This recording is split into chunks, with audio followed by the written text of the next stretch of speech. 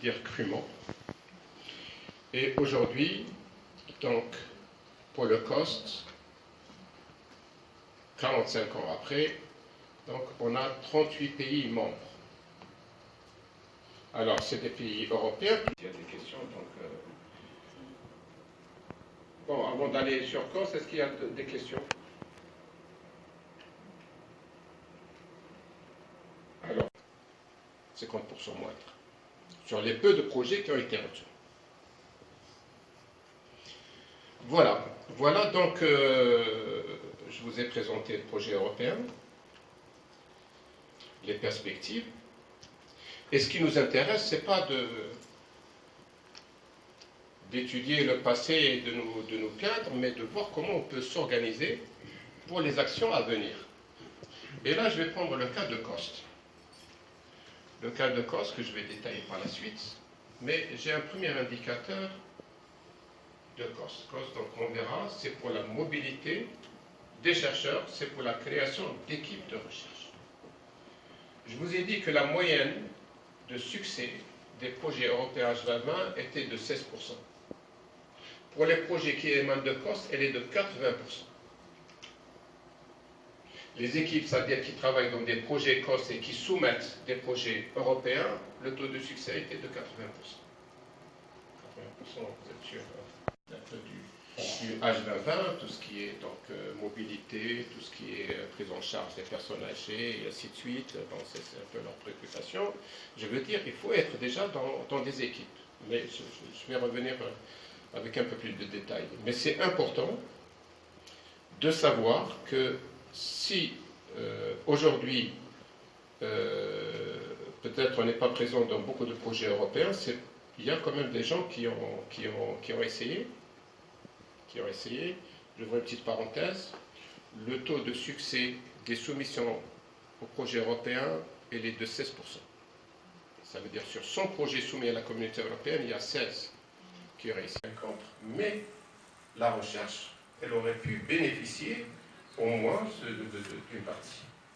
Donc c'était un peu notre cheval de bataille, et avec une argumentation très claire et peut-être, je dirais, un peu forte aussi, pour dire mais qu'est-ce qui se passe, sachant qu'aujourd'hui la responsabilité est à notre niveau.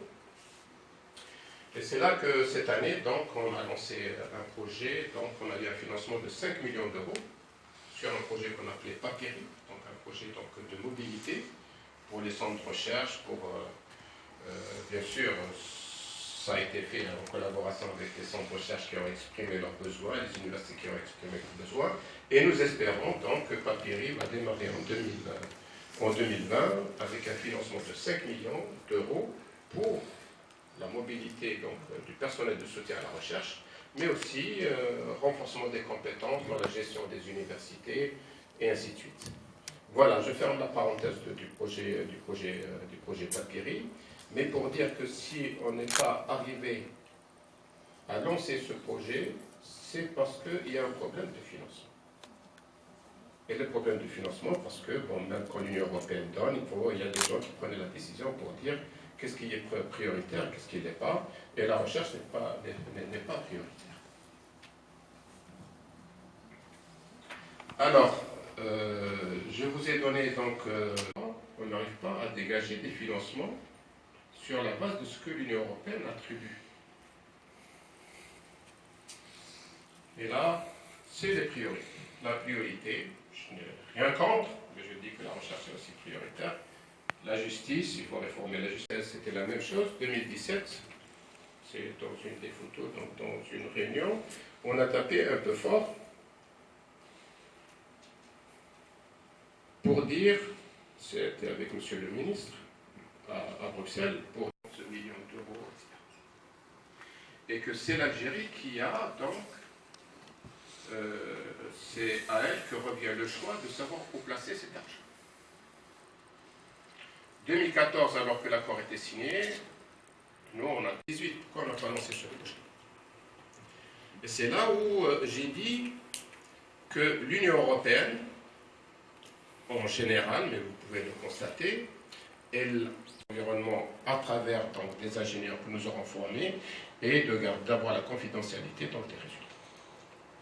Alors, une petite parenthèse. Alors, là, c'est 2012 ratifié par l'Union européenne. 2013, l'accord de partenariat a été ratifié par la partie algérienne. Coopération, donc vous faites chez nous les analyses et on fait la coproduction scientifique ensemble, etc.